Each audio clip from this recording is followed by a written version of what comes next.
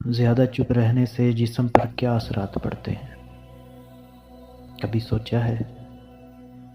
زیادہ بولنا نقصان دہ ہو سکتا ہے، مگر زیادہ چپ رہنا بھی جسم کے لیے بہت خطرناک بن سکتا ہے۔ یہ خاموشی صرف ذہن پر نہیں، پورے جسم پر اثر انداز ہوتی ہے۔ زیادہ چپ رہنے کے جسمانی اثرات، ان میں نمبر 1 پہ ہے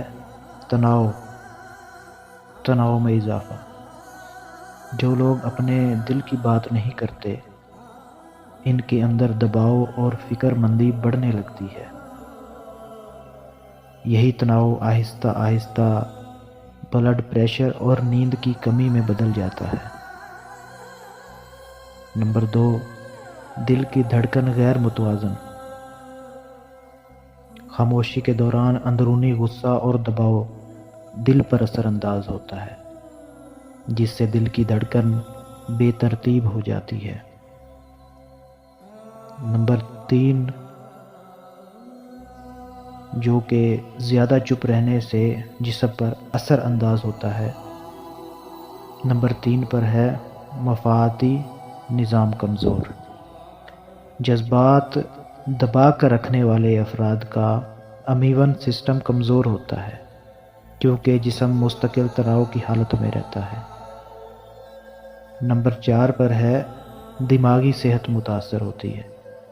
زیادہ چپ رہنے سے انسان ڈپریشن اور انزائٹی کا شکار ہو سکتا ہے، کیونکہ دماغ کو اظہار اور بات چیت کی ضرورت ہوتی ہے۔